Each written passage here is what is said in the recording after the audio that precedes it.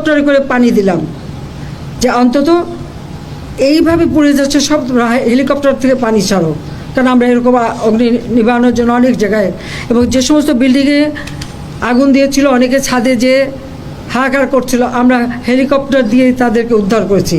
সেই নারায়ণগঞ্জে কাঁচপুর থেকে নিয়ে শুরু করে বিভিন্ন জায়গায় হেলিকপ্টার দিয়ে দিয়ে কিন্তু আমরা মানুষকে উদ্ধার করে তাদের যান বাঁচিয়েছি।